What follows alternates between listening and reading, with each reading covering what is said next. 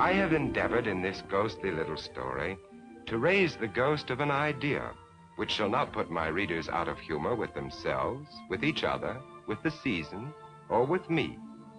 May it haunt their houses pleasantly. Charles Dickens. Charles Dickens.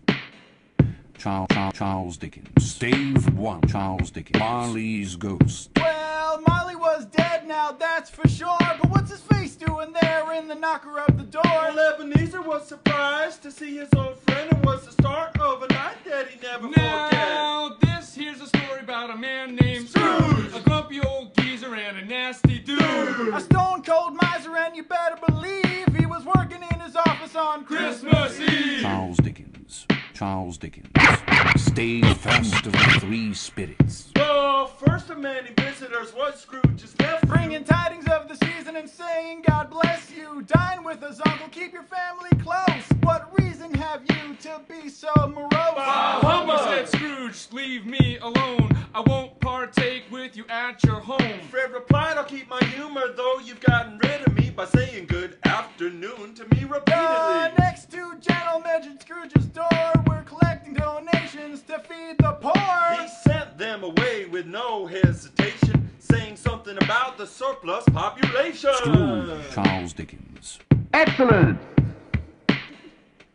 At last it was time to close the counting house. He dismissed the clerk and complained with the crowd. They shouldn't be taking a whole day's vacation to waste it on Christmas Day jubilation. The clerk ran off and Scrooge went to dinner, and then trudged home in the cold of the winter to his dreary old chamber on the highest floor, which brings us back to Marley's face on the door. Scrooge went inside and he wasn't yet scared, but soon he heard chains dragging on the stairs. Suddenly Marley was there in the room with the prophecy of Scrooge's impending doom. Charles Dickens. Charles Dickens. Charles Dickens. Okay. Charles Dickens. Scrooge. In life it was your partner, Jacob Marley. Trust your senses, why do you doubt me? Scrooge thought his stomach upset and he said so. You could be mustard or underdone potato. You need to change your ways or be damned like me. Take heed, Ebenezer, and hear this plea.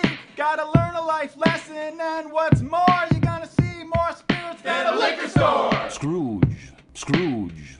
Bah, humbug. If you want to escape these chains, you'll spend what little of your life remains devoted to the service of your fellow man. Then Scrooge was alone just as it began.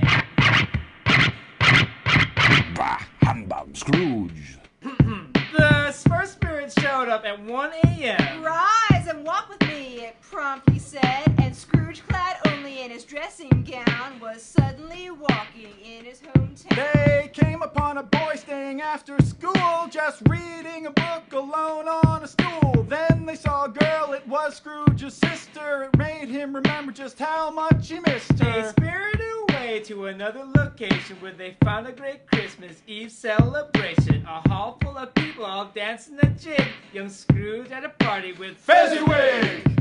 Bah, humbug. Bah, humbug. The final scene was hardest for Scrooge to see, and yet the spirit wouldn't listen to his plea. He rejected a woman who'd loved him madly, only now he could see how he treated her badly. Conduct me home, spirit, why do you torment me? You made me see more of this than I should see. Her life is full of children, love, and great merit. Remove me now, spirit, I cannot bear it. And these were shadows of things that have been. They are what they are, do not blame me. He took Scrooge home, away they flew, which brings us right to the end of Stave 2. The second of the three spirits. The second spirit arrived and Scrooge was floored. He transformed the room into a Smorgasbord! Sausages, vegetables, fruits, and ham. Come in, said the ghost, know me better, man. Turkeys, Game, poultry, Pies and brawns. plum pudding, red apples, fish and prawns. red hot chestnuts and punch by the pint. And right in the middle sat a jolly green Giant! Showed Scrooge scenes of Christmas present, which were in some ways equally unpleasant. They saw the clerk Bob Cratchit and his humble house, full of lively children and a cheerful spouse. Oh, okay, good.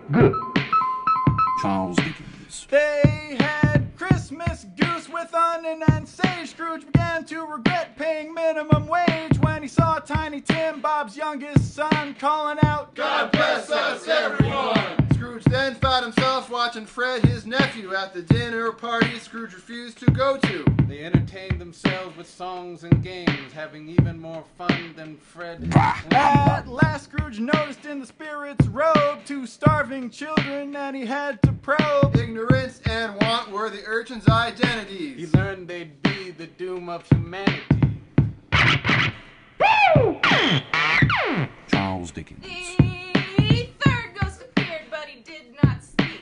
He stood silently for what seemed like a week. Until Scrooge said aloud, "You must be the one who's here to show me Christmas is yet to come." Scrooge then watched a series of scenes that hit home about a man who died unloved and alone. To know his identity was Scrooge's plea. It took him way too long to figure out it was he. "I fear this future," said Scrooge to the ghost. "Of all wretched men, it seems I'm the most. Plus, they stole the curtains right off my bed. And to make matters worse, Tiny Tim is dead." Scrooge. Upon the spirit's departure, Scrooge then found himself returned to his room, and without a sound, he was light as a feather, merry as a schoolboy, giddy as a drunk, and ready to spread joy. It was Christmas morning and time to repent. He was eager to heed the message they'd sent. Said Scrooge to himself, "This has been profound. I'm gonna hit the streets and turn my life around." Scrooge was delighted and feeling quite perky. The first thing he did was get the Cratchits a turkey. It was twice the size of the youngest child. He paid for the bird and the cab with a smile. Scrooge.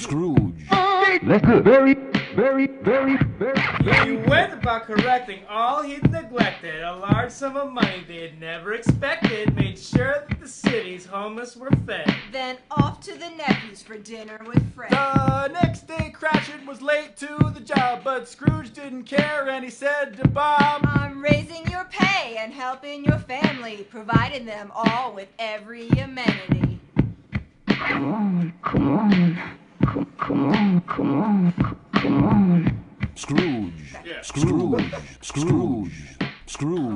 Scrooge never saw ghosts again from that day, and like most of us, he'd soon keep it that way. The spirits were scary, but their only wish was that Ebenezer should learn the true meaning of Christmas. He never forgot what had occurred, and Scrooge was better than his word. He was kind to all, you can be sure that he kept Christmas well, like our man Chuck D. Charles Dickens.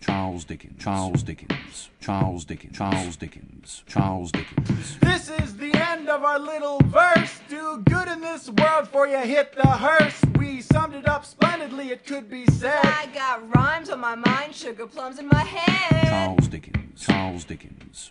Yulenog 2009, woo! Bah, humbug.